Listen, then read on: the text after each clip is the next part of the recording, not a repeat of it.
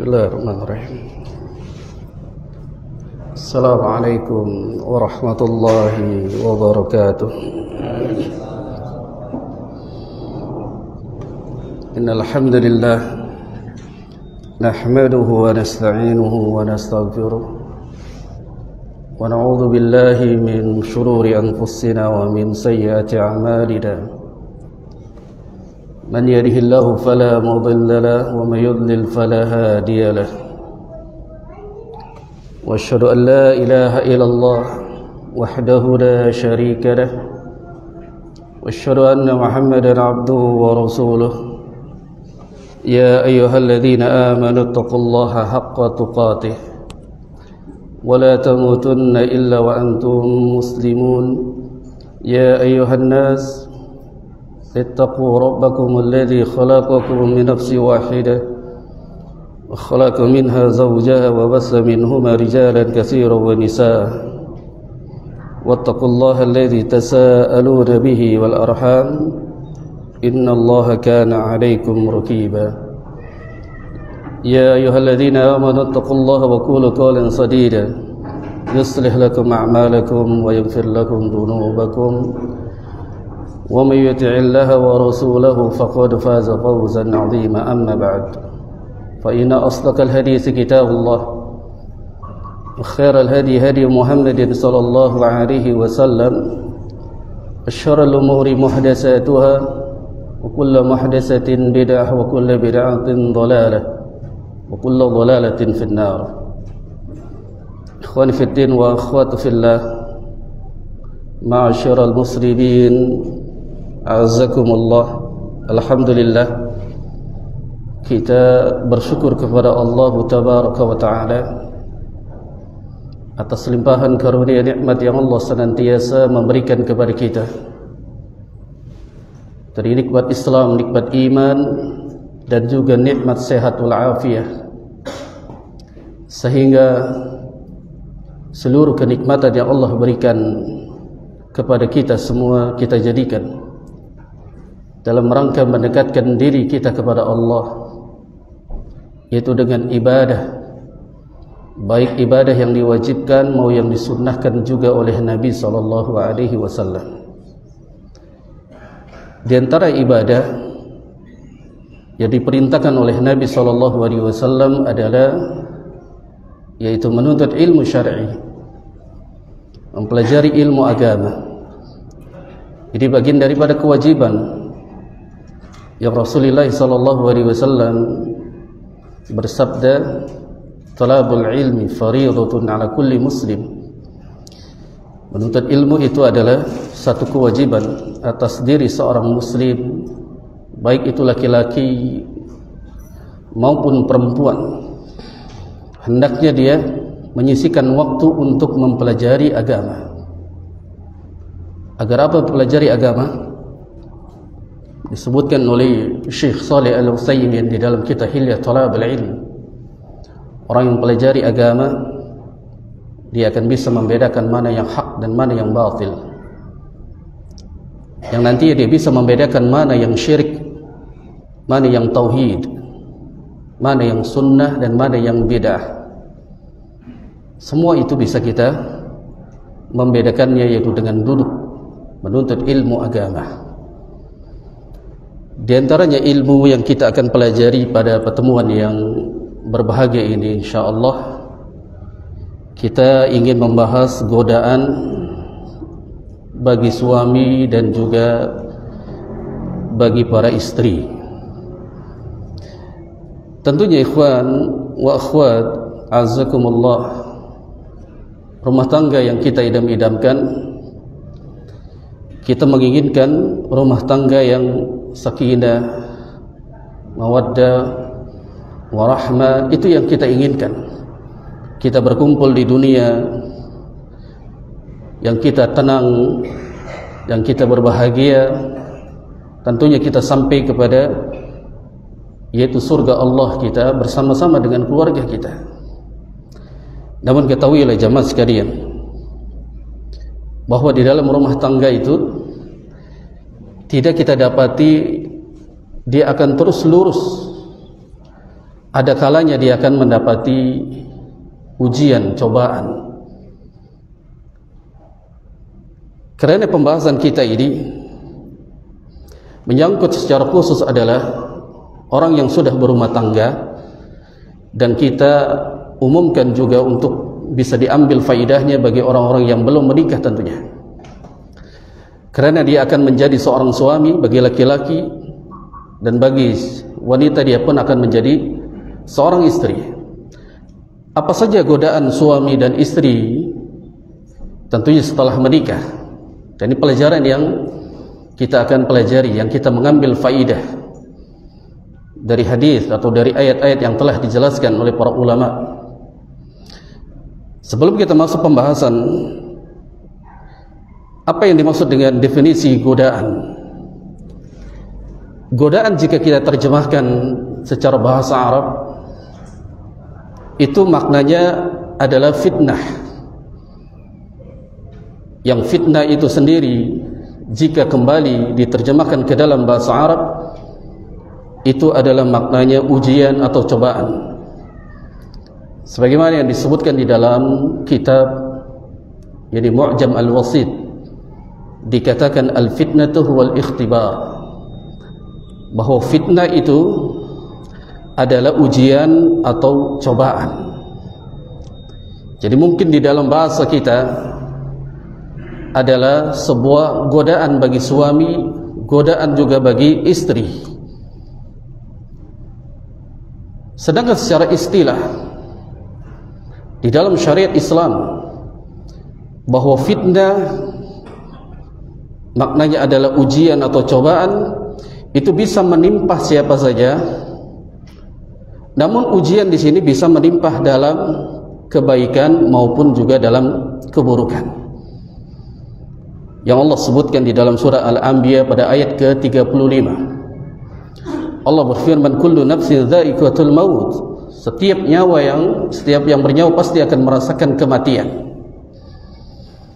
Wa nabluukum bisyarri wal khairi fitnah wa ilaina turja'un. Jadi tiap jiwa itu pasti akan merasakan kematian. Allah mengatakan kami akan menguji mereka, akan menguji mereka dengan keburukan juga dengan kebaikan. Keburukan itu adalah ujian, cobaan, dan kebaikan pun sebaliknya. Namun sebaik-baiknya nanti mereka akan diuji Allah, dan dia akan kembali kepada Allah Jalla wa'ala.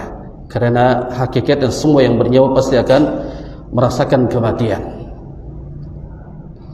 Sedangkan di dalam syariat Rasul kita yang mulia sallallahu alaihi wasallam telah menjelaskan bahwa ujian atau godaan bagi suami, ini umumnya laki-laki, itu ada pada wanita. Rasul sallallahu alaihi wasallam telah menyebutkan dalam hadis yang dikeluarkan oleh Al-Imam Bukhari dan juga Al-Imam Muslim, yang beliau bersabda, ma taraktu ba'di fitnatan adarru 'ala ar-rijali minan nisa. Tidaklah aku tinggalkan fitnah, cobaan yang lebih berbahaya bagi kaum laki-laki. Tentu ini kaum laki-laki adalah suami. Apa kata Nabi yang berbahaya bagi mereka? Laki-laki. Antum sekalian ini sebagai suami, Nabi mengatakan yang lebih berbahaya bagi mereka yaitu fitnah wanita. Dengan fitnah inilah seorang suami akan mendapatkan ujian, godaan. Kalau dia tidak sanggup untuk membekali dirinya dengan ilmu, dengan kesabaran, niscaya dia akan tergoda dengan wanita-wanita yang bukan mahramnya. atau wanita-wanita yang ingin dihalalkan oleh dirinya. Maka pembahasan ini, jamaah sekalian rahimakumullah, bahwa Nabi SAW telah memperingatkan fitnah yang terbesar bagi kaum laki-laki, bagi suami itu ada di wanita. Maka hadis ini kita bisa mengambil beberapa pelajaran. Di antaranya, wanita adalah godaan yang paling berbahaya bagi kaum laki-laki, khususnya bagi seorang suami. Al-Imam Al-Hafidh Ibnu Hajar Asqalani rahimahullah, beliau mengatakan di dalam kitab Fathul Bari, yang beliau mengatakan wa fil hadis annal fitnata bin nisa asyaddu minal fitnati bighairihinna, bahwa dalam hadis tadi yang disebutkan oleh Nabi SAW, fitnah yang terbesar, yang berbahaya bagi kaum laki-laki, khususnya bagi suami, itu adalah wanita. Yang beliau mengatakan bahwa fitnah wanita itu lebih dahsyat, lebih besar daripada fitnah yang lainnya. Karena Allah Subhanahu wa taala menyebutkan di dalam Al-Quran pada surat Al-Imran pada ayat ke-14, Allah firmankan zuyyina lin-nasi hubbus syahawati minan nisa, dijadikan indah pada pandangan manusia, yang manusia itu akan cinta kepada apa yang diinginkan, yaitu dari syahwat dan juga dari wanita-wanita. Bagaimana tidak menimbulkan syahwat ketika kita memandang wanita yang bukan mahram? Kita ingin memilikinya, kita ingin menguasainya, karena wanita dijadikan sebagai sumber fitnah yang terbesar bagi kaum laki-laki, khususnya bagi suami. Maka disitulah godaan yang terbesar adalah wanita. Maka beliau pun mengatakan kembali, faja'alahunna min hubbi syahawat wa bada'a bihinna qabla baqiyal anwa isyarah ila annahunna aslu fi dhalik. Maka Allah Jalla wa'ala menjadikan para wanita itu bagian daripada yang dicintai oleh para laki-laki, yaitu terhadap syahwatnya. Dan Allah Subhanahu wa ta'ala menyebutkan sebelum bentuk syahwat itu daripada yang lainnya, isyarat bahwa wanita itu sumber daripada fitnah untuk laki-laki yang terbesar. Maka Allah Subhanahu wa ta'ala pun memperingatkan agar kita hati-hati terhadap wanita. Rasulullah SAW pun menyebutkan dalam hadis yang lain, yang beliau mengatakan inna dunya hulwatun khadirah, sesungguhnya dunia itu manis dan hijau, akan tetapi Allah Subhanahu wa ta'ala ingin menguasakan kepada kalian. Allah ingin melihat dari amal-amal kalian. Fanzuru kaifa ta'malun, ingin dilihat oleh Allah Subhanahu wa ta'ala amalan kalian. Fattaqud dunya wattaqun nisa, hendaknya kalian itu takut terhadap fitnah dunia dan juga fitnah wanita. Fa inna awwala fitnati bani Israel kana fi nisa, karena fitnah yang pertama kali yang dialami oleh Bani Israel itu ada wanita. Maka wanita ini sumber seseorang itu dapat, yang awalnya dia taat kepada Allah, dia akan meninggalkan ketaatan kepada Allah demi wanita. Ada yang dahulu dia soleh, namun dia tergoda dengan wanita, dia tinggalkan kesolehannya, dan dia akhirnya menjadi laki-laki yang tidak berguna. Dan semua ini bisa terjadi. Seorang suami yang dahulu dia mencintai istrinya, mencintai anak-anaknya, karena dia tidak menjaga dirinya, kemaluannya, tidak menjaga pandangannya, tidak menjaga apabila dia berduaan dengan wanita-wanita yang bukan mahram, akhirnya disitulah godaan mulai muncul, syaitan menggodanya, akhirnya dia cinta kepada wanita yang dia inginkan, dia rela meninggalkan istrinya, dia meninggalkan anak-anaknya. Demi apa? Demi wanita yang ingin dia miliki. Itulah syahwat yang timbul dari seseorang. Karenanya jamaah sekalian rahimakumullah, godaan suami ini agar kita itu berhati-hati terhadap fitnah wanita ini, sehingga tidak boleh kita merasa aman dengan fitnah wanita. Al-Alamah Syekh Shalih Al-Utsaimin rahimahullahu ta'ala pernah mengatakan di dalam kitab Syarah Riyadhus Shalihin beliau, yang beliau mengatakan, wa ikhbarun Nabi sallallahu alaihi wasallam bidzalika yuridu bihi al-hadri min al-fitnatin nisa wa an yakuna an-nasa minha ala hadrin li'anna al-insana basharun idza 'aradat alaihi al-fitan fa innahu yakhsha alaihi minhu. Kata beliau bahwa pengabaran hadis Nabi SAW terhadap fitnah yang terbesar bagi laki-laki, khusus kepada suami-suami, itu ada pada wanita. Maka beliau mengatakan dalam hadis ini agar kita berhati-hati terhadap godaan wanita. Manusia itu jika ditampakkan fitnah-fitnah di hadapannya, maka niscayalah dia akan terjerumus kepada fitnah-fitnah tersebut. Makanya beliau menjelaskan bahwa fitnah yang dia hadapi, khawatir dia akan terjerumus ke dalamnya, maka kita tidak boleh merasa aman dari yang namanya fitnah wanita. Seorang laki-laki yang masih jomblo, yang belum menikah, yang nanti dia menikah akan menjadi seorang suami, atau yang sudah menjadi suami, dengarkan, tidak boleh kita merasa aman dari yang namanya wanita yang bukan mahram kita. Maka hati-hati dengan kita berduaan dengan wanita yang bukan mahram kita. Berduaan itu bisa terjadi kapan saja, di mana saja. Entah mungkin di kantor dia berduaan dengan rekan kerjanya, di tempat keramaian dia berduaan dengan wanita yang bukan mahramnya, atau di tempat yang sepi, atau dia dengan gadgetnya, dengan handphonenya, dia bisa berduaan dengan yang bukan mahramnya.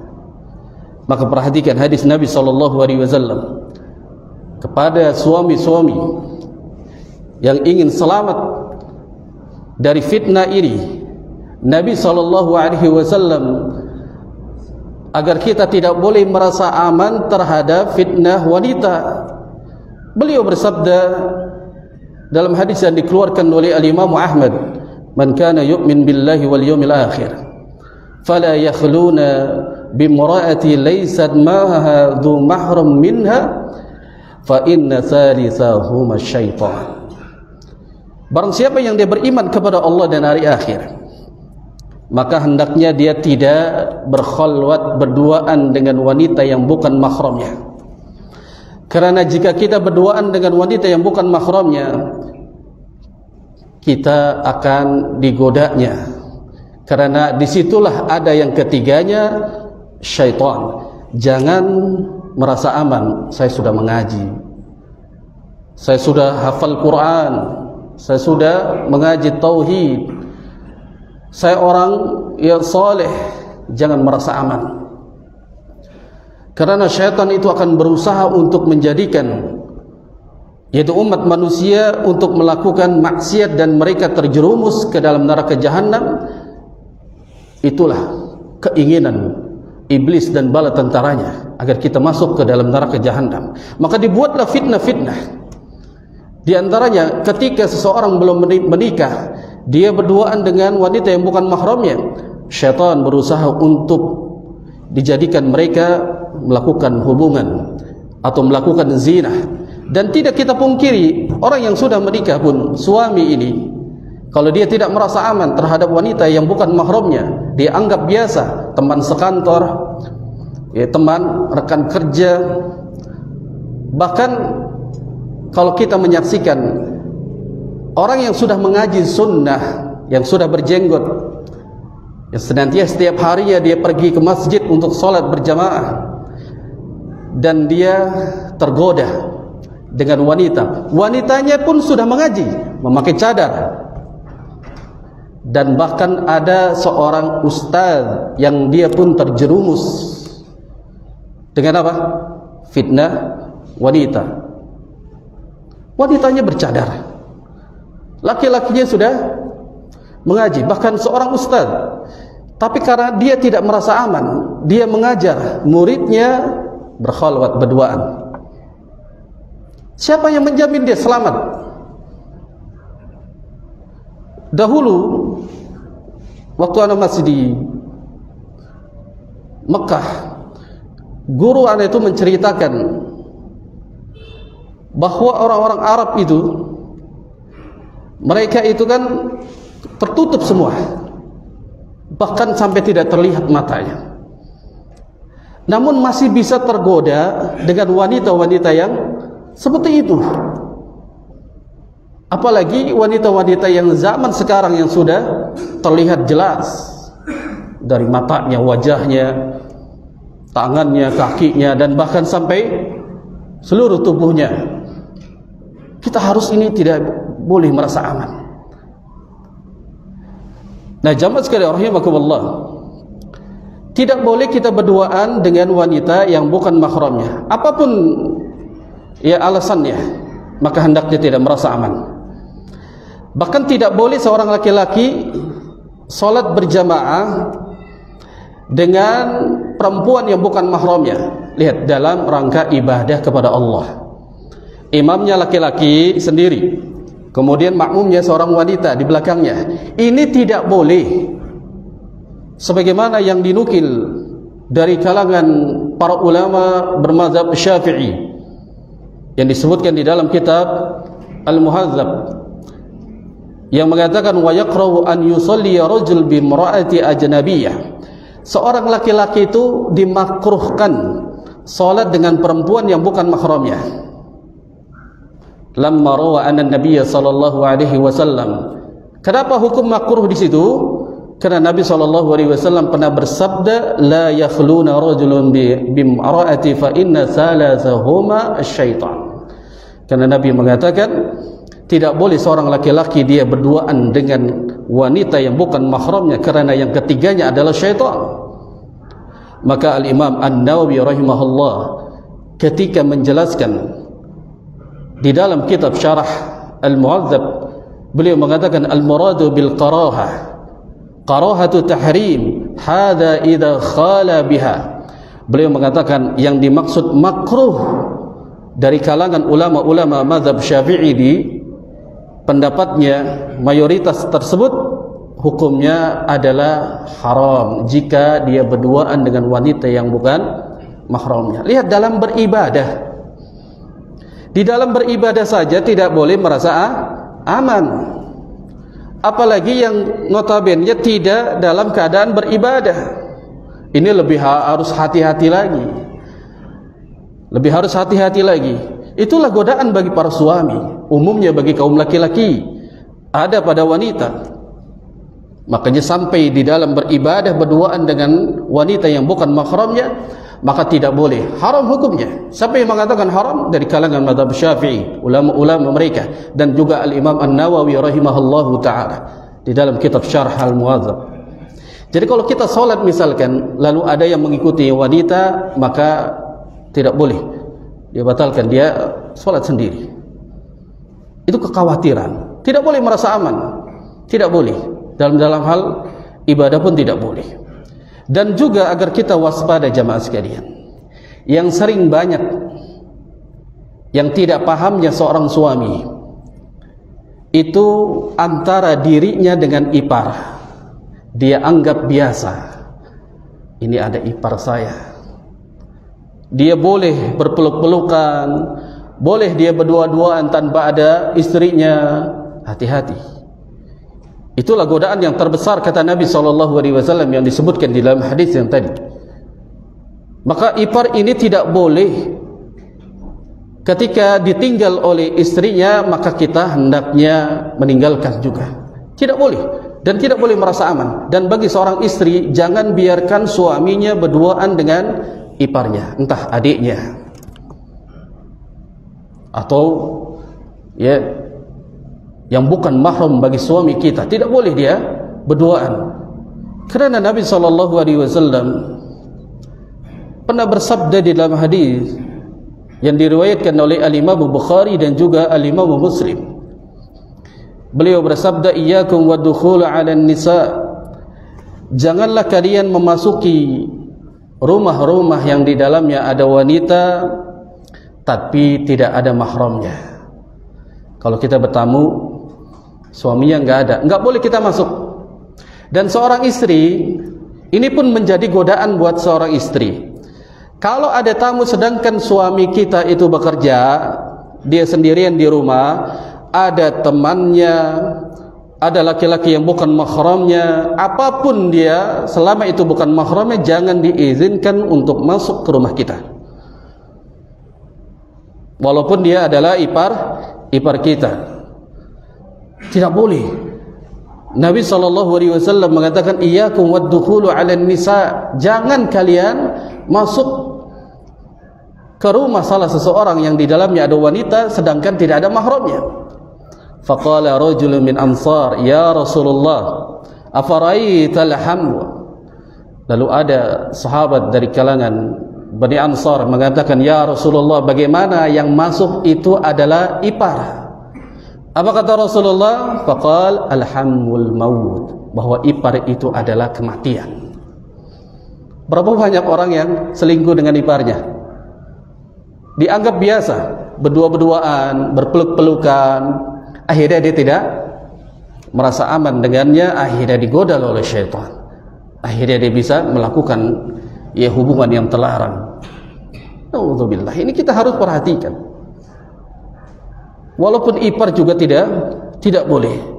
Maka seorang istri tidak boleh dia memasukkan siapapun yang bukan mahramnya. Maka ketika ada tamu, siapapun itu tamunya, selama dia tidak ada mahram bagi kita, maka tunggu dia di luar sampai suaminya pulang, yaitu ke rumahnya. Kemudian yang lain, jamaah sekalian rahimakumullah, godaan bagi suami umumnya bagi laki-laki, maka hendaknya dia menutup semua pintu bagi laki-laki. Ya, seorang suami hendaknya dia menutup segala bentuk fitnah wanita yang menyebabkan dirinya tergoda oleh wanita. Di antaranya apa? Menutup pintu agar suami-suami tidak tergoda dengan fitnah wanita. Kaum laki-laki hendaknya menjaga pandangannya, baik terhadap handphonenya. Handphone ini ibarat setan gepeng, jemaah. Kita berduaan nih, iya kan? Akhirnya apa? Nggak ada yang lihat.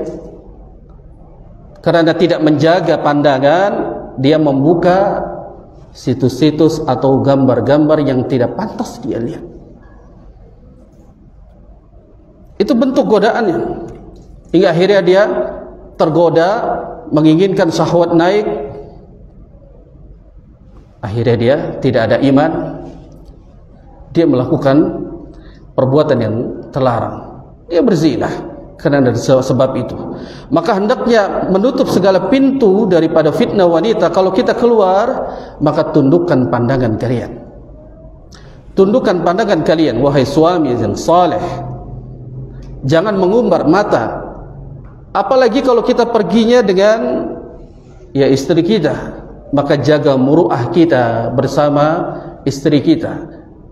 Ada istri mata masih jelalatan, bagaimana kalau tidak ada istri? Makanya supaya tidak ketahuan orang itu memandang wanita, biasanya kalau lagi berkendaraan itu dia tutup helmnya yang tidak kelihatan dari luar. Dia bisa kanan kiri, ya memang kita tidak bisa melihat, tapi Allah Jalla wa Ala Maha melihat. Ini fitnah. Maka kita menjaga pandangan ini. Allah Subhanahu wa taala telah firmankan di dalam surah An-Nur pada ayat ke-30. Allah berfirman, "Qul lil mu'minin yaghuddu min absarihim wa yahfazu furujahum, dzalika azka lahum. Innallaha khabirum bima yasnaun." Katakanlah kepada orang-orang yang beriman dari laki-laki, hendaknya mereka menahan pandangan mereka, menundukkan pandangan mereka, dan juga memelihara kemaluan mereka. Yang demikian itu lebih suci bagi mereka. Sesungguhnya Allah Maha mengetahui apa yang mereka perbuat. Menundukkan pandangan, jaga muruah kita. Jaga. Kita ini sudah mengaji, terkadang kita memakai pakaian muslim, berjenggot, memakai peci. Jaga muruah kita, wibawa kita. Kalau kita ini seorang muslim, ya seorang muslim yang saleh, yang taat kepada Allah, Allah perintahkan agar kita apa? Menundukkan pandangan kita, jaga muruah kita. Ada wanita yang mendapat menggoda kita, maka tundukkan pandangannya. Astagfirullahaladzim. Istighfar. Ketika dia melihat wanita-wanita yang kita lihat, yang zaman sekarang ini telanjang, yang rapat saja kita pengen kita melihatnya, ini sudah bertebaran yang telanjang itu. Tapi kalau kita tidak bisa menundukkan pandangan, tidak bisa menjaga muruah kita, niscaya kalian akan hancur, akan pudar cintanya kepada istrinya, karena biasa melihat wanita-wanita yang bukan mahramnya. Itu di Yaman, para wanita itu hampir tidak pernah terlihat wajah mereka, tertutup semua. Lantas suami-suami mereka menjadi sangat setia kepada para istrinya. Kenapa? Jawabannya apa? Karena mereka tidak pernah melihat wanita lain. Yang dia lihat ke rumahnya istrinya, yang dia lihat lagi istrinya lagi. Kalau kita tidak menjaga pandangan, kita bisa melihat wanita yang kita inginkan, niscaya pudar rasa cinta kita kepada istri yang kita nikahi, yang kita sayangi, itu akan pudar. Dan bahkan na'udzubillah, ada orang yang dia yaitu berhubungan, menjimai istrinya, dia bayangkan wajahnya dengan wanita yang baru saja dia lihat, atau dia lihatnya waktu siang hari. Na'udzubillah. Maksiat yang dia dapatkan, karena dia membayangkan pikirannya berjima dengan wanita yang dia lihat. Bagaimana tidak besar fitnah ini, jemaah? Kalau kita seorang muslim yang saleh, antum sekalian sebagai seorang suami, berusaha untuk menundukkan pandangan. Kalau kita orang penghafal Quran, orang yang mengaji, mendapatkan faidah-faidah yang kita catat ilmu, yang kita hafal ilmu, kalau kita melihat wanita yang bukan mahram, dari aurat-auratnya terlihat, itu dapat menghilangkan hafalan, dapat menghilangkan ilmu yang sudah kita dapatkan. Sebagaimana Imam Syafi'i yang mengadu kepada gurunya Imam Waqi'. Apa pengaduan Imam Syafi'i rahimahullah? Buruknya hafalan beliau. Mengadu kepada gurunya. Lalu Al-Imam Waqi' mengatakan, apa yang kau lakukan? Aku tidak sengaja melihat betis seorang wanita yang tersingkat karena kena angin. Itu tidak sengaja. Buruk hafalannya ya Al-Imam Syafi'i. Apalagi yang tidak disengaja, dan bahkan disengaja dilihat. Bagaimana kita mau mentaati Allah, dapat ilmu, duduk di majelis ilmu, keluar lagi melakukan maksiat, hilang lagi. Jaga muruah kita terhadap istri kita, terhadap agama kita. Kita ini seorang muslim, bahwa apa yang kita lakukan tidak luput nanti akan dihisab di hadapan Allah Jalla wa'ala. Makanya Rasul SAW menyebutkan dalam hadis yang lain bahwa zina itu bukan hanya saja dengan kelamin, tapi zina dengan mata, zina dengan telinga, zina dengan tangan, zina dengan kaki, tapi sehakikatnya zina adalah dengan kelamin. Tapi semua itu berawal dari mata. Berawal dia dari mata, turun lagi ke hati, kemudian dia melangkahkan kakinya ke tempat yang seharusnya dia tinggalkan, dia jauhkan, tapi karena dia tidak kuat iman, akhirnya dia tergoda dengan wanita. Maka yang lain, Syekh Shalih Al-Utsaimin rahimahullah memperingatkan kepada kaum muslimin dan juga kaum muslimat agar kita dilarang untuk bercampur baur, ikhtilat, baik di dalam waktu walimah, waktu di dalam bermajlis, Makanya majelis kita, alhamdulillah, kita sudah di atas ilmu, tidak boleh dia bercampur baur. Dia harus dipisah. Kenapa? Karena khawatir ada saja yang dia tergoda dengan wanita. Niatnya bukan lagi menuntut ilmu, tapi apa kalau dicampur baur? Cari wanita, cari jodoh. Sebagaimana ketika bulan Ramadan salat tarawih, ya, mereka niat salat tarawihnya itu bukan niat salatnya, tapi karena pengen lihat wanita-wanita yang pada pergi ke masjid.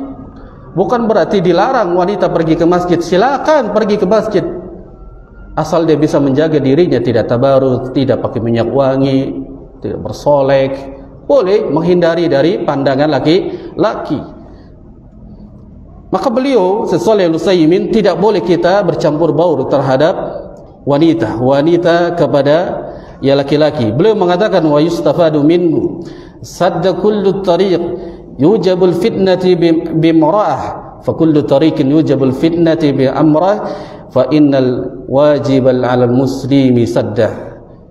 Maka dapat diambil pelajaran, kata beliau, bahwa hadis untuk menutup semua jalan dari pandangan-pandangan yang menebarkan fitnah bagi laki-laki, bagi seorang suami, yaitu dengan wanita, maka setiap yang memunculkan fitnah tersebut hendaknya kaum muslimin untuk menutupnya. Jadi kalau misalkan, kan ada saja di handphone kita, kadang-kadang kita sudah membaca Al-Quran, muncul nanti dia iklan atau berusaha langsung ditutup. Jangan langsung dia lihat, dia muncul lagi nanti yang kedua kali.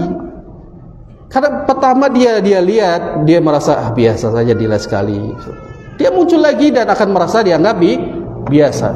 Orang kalau sudah tak beranggapan biasa, itu akan hilang imannya dan dia tidak takut kepada Allah Subhanahu wa taala.